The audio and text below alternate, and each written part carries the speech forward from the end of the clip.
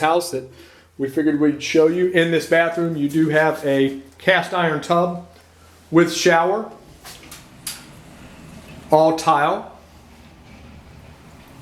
A lot of homes nowadays are required to have that as an upgrade, and back when this house was built, it's probably their only choice. The second bedroom that's off of this Jack and Jill, again, a very large bedroom.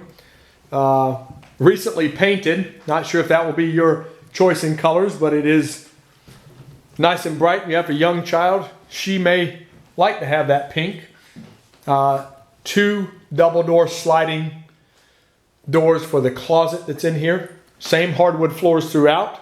Ceiling fan. Ceiling fan. And two walls with windows on it, which again adds for a lot of light in this house. We're leaving this bedroom.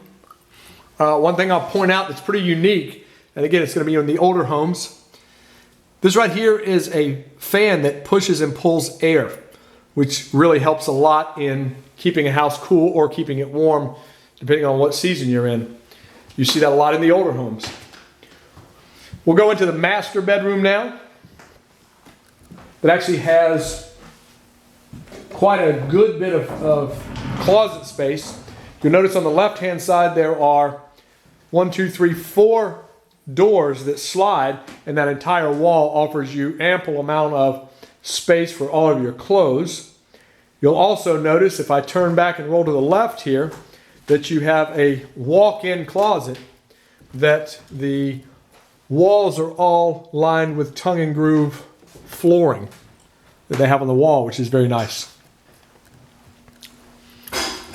Since this is a master, obviously it will have to have its own master bathroom, which it does.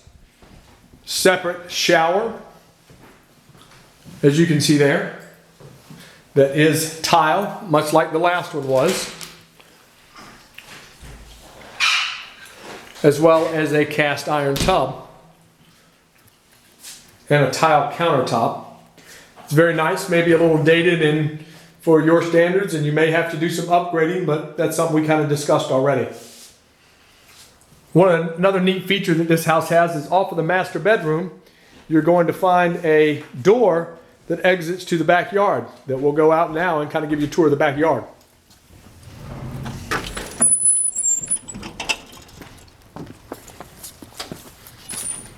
As Tad said earlier, this house sits on about almost 3 acres of land. It's either 2.9 or 3.1 acres of land. I have to look at the documents to confirm that, the report that we have on this house. But quite a spacious backyard. Again, the property line goes up to the farm field that's behind. In our phone conversation, I told you about this little benefit here that not sure what you could use it for, but could definitely be used for storage. This is an in-ground bomb shelter that the original owners put in. Now, you're not going to find me going down in here, but I'm going to give you a zoom in to just let you know it is down here, and big gigantic corrugated pipes with some beds that flow down from the sides. Good Halloween home there for you if you like that. If I go to the other side of the bomb shelter, we're going to find a mother-in-law suite. Definitely needs a little bit of renovation work that we talked about. Again, all of this land to our left that goes back out to the main road is part of this property as well. About to walk into a spider web. Nice.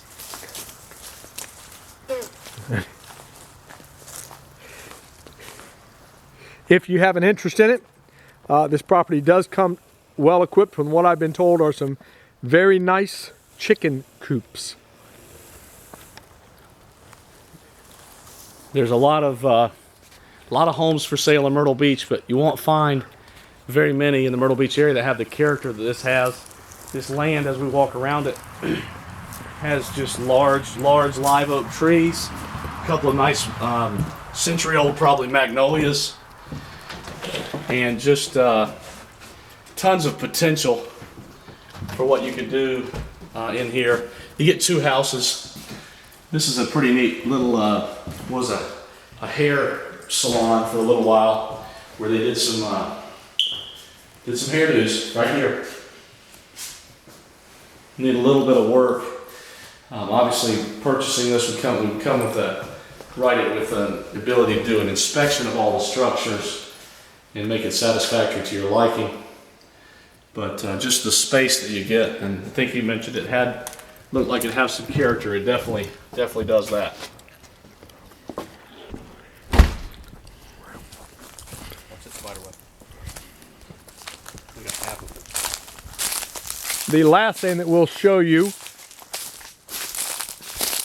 actually two more things. On the other side of the main house is a fantastic storage shed. I don't know if you have any boats or RVs or just would like to have an extra workspace, but the original owner of this house put in a steel structure that really gives you a lot of space for just about anything you would need it for.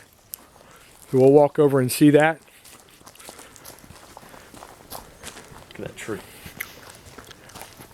Like Tad was saying, this property's got some fantastic history to it, and character with the 100-plus-year-old oak trees just adds to that. So if you're looking for something out in the country that gives you some privacy as well as a beautiful landscape, this is definitely one to look at.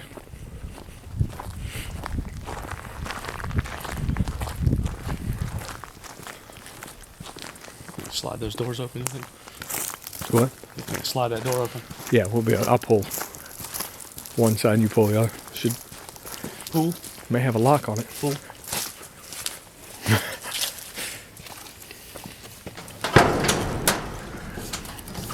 Okay, it looks like they've put a lock on this. Looks like they may have a car in here. I apologize about that, but it is a very big open warehouse. Is there a car in there? Try and give you an idea about the size of this thing. And I have to look back at the report on this house, but this thing is approximately 30 by 40, but I'll check the documents and be able to give you a more exact number on it. While Tad's checking the back of that to see if it's open by chance, this property does go up to this open field here that used to be enclosed for horses. I can definitely give you a little bit more of an indication of how much of this land conveys in the sale. On the left side of the property, the fence has been torn down. And it's kind of hard to see from a video, but there's a small drainage area that runs right in this area that connects back at the front of this property, and that kind of encompasses what would be enclosed if you decide to have a horse or any type of farm animal out here. Please feel free to contact us with any questions. We appreciate your interest. We appreciate you calling Tad and Scott with the lead team. And we appreciate you taking time to look at this video on 1180 Mount Olive Church Road. Thanks a lot.